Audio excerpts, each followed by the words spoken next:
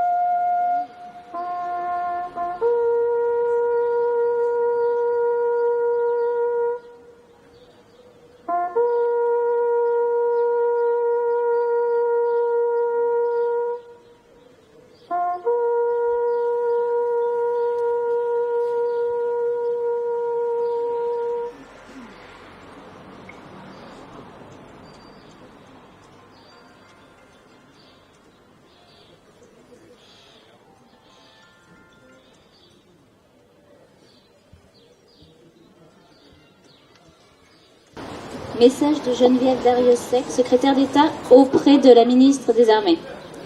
La guerre est gagnée, voici la victoire. C'est la victoire des Nations Unies et c'est la victoire de la France. La voix solennelle qui porte ce message dans l'après-midi du 8 mai 1945 est celle qui, depuis le 18 juin 1940, incarne la France dans la guerre. Les paroles du général de Gaulle se mêlent au bourdon de Notre-Dame et au clocher de toutes les églises, aux sirènes et aux exclamations qui retentissent dans tout le pays. La victoire est là, enfin en Europe, la guerre est finie. Il y a 74 ans, l'Allemagne signait sa capitulation sans condition par deux fois. La première le 7 mai 1945 à Reims, la seconde le soir du 8 mai à Berlin. Ainsi la France s'inscrivait dans le cercle des vainqueurs. Après tant de combats, de victoires et de destruction, le nazisme était abattu. C'est la victoire sur une idéologie totalitaire, raciste et criminelle qui a mené la violence jusqu'à sa plus effroyable extrémité. La France exprime sa reconnaissance à toutes ses filles et à tous ses fils qui ont combattu pour la patrie. Les combattants de 1940, les Français libres, tous ceux qui ont répondu à l'appel de la résistance, les armées de Leclerc, de Delattre, la France se souvient des déportés qui ont souffert de la barbarie et des victimes du camp de la mort. La nation n'oublie pas tous ceux qui ont subi les conséquences de ce conflit. Les prisonniers, les victimes civiles, les veuves et les orphelins. La France exprime sa reconnaissance aux femmes et aux hommes issus des nations du monde entier qui ont conjugué leurs efforts pour nous libérer et restaurer la dignité humaine. En ce 75e anniversaire de l'année 1944, la France se souvient de ses libérateurs. Des villages du littoral normand à la flèche de la cathédrale de Strasbourg, de semaine en semaine, le flot de la liberté a recouvert le territoire. À tel endroit, la liberté portait l'uniforme français. À tel autre, celui des armées alliées. Ici, l'action des maquis était décisive. Là, l'action commune des soldats et des résistants emportait la décision. 75 ans après, alors que les derniers témoins vivants de cette histoire sont parmi nous, la mémoire de ces événements demeure. Nous nous souvenons avec ferveur des débarquements de Normandie et de Provence, de la libération de Paris, du courage et des sacrifices de tous les combattants de la liberté. Aujourd'hui, nous nous remémorons les déchirures de notre continent et de l'ampleur du désastre humain et moral. Ainsi, rassemblés, nous mesurons la valeur de la paix. Et elle est notre héritage. Elle est la clé de voûte de la construction européenne. Elle est notre raison de vivre ensemble. Préservons-la.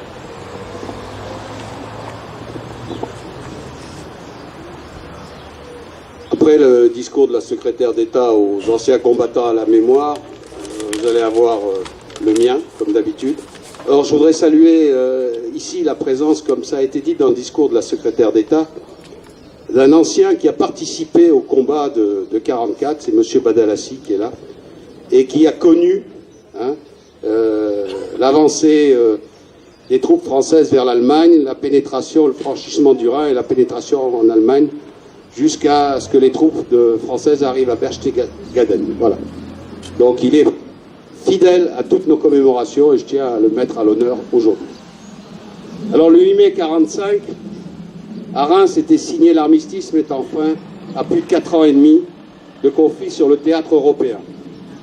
Parce que la Seconde Guerre mondiale allait encore durer jusqu'au bombardement américain sur Hiroshima et Nagasaki. Donc sur le continent, dans le Pacifique et sur le continent asiatique, la guerre n'était pas finie. Pour nombre de Français, plusieurs générations d'ailleurs, ils revivaient ce moment de liesse partagée qu'ils avaient connu le 11 novembre 1918, 27 ans auparavant. Mais comme en 1918, beaucoup ne ressentaient pas cette exaltation patriotique. Les familles des morts, civils et militaires de mai-juin 40, des combattants de l'ombre, les membres des FFI fusillés ou tués dans les combats du Maquis, les victimes civiles des bombardements alliés. Il ne faut pas oublier que dans le cadre de la préparation des différents débarquements, il y a eu un certain nombre de bombardements, et à Nice en particulier en juillet 44 du côté de Saint-Roch, où il y a eu plus de 300 morts. Des déportés, résistants et juifs, homosexuels, dont les familles sont sans nouvelles.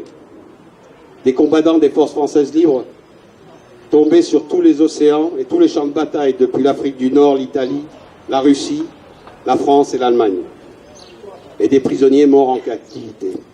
Pour les familles, le chagrin est plus fort que le bonheur d'une paix retrouvée. Bientôt le retour des déportés, avec un passage à l'hôtel Lutetia à Paris, de sinistre mémoire pendant l'occupation, va être une épreuve aussi très difficile. D'abord la découverte de l'horreur, de la barbarie nazie, et puis aussi soit l'espoir concrétisé, avec une attente insoutenable et pour certains, le drame en finale. Ils ne reverront jamais les leurs. Pour certaines familles, la peine de 1918 se renouvelle. Je prendrai l'exemple de Tourette-sur-Loup. Madame Boursac, qui a fait le don de la maison, on appelle Boursac au coin de la place de la Libération et de la départementale, avait perdu son frère, le sous-lieutenant Giraud, en 1917, et elle a perdu son fils le 27 août 1944 sur la route du col de Vence. Alors aujourd'hui, nous ne pouvons pas imaginer ce que nos aînés ont pu ressentir. Nous ne pouvons pas aussi imaginer, dans le référentiel social, psychologique un peu d'aujourd'hui, ce qu'aurait été notre attitude et notre comportement pendant ce conflit.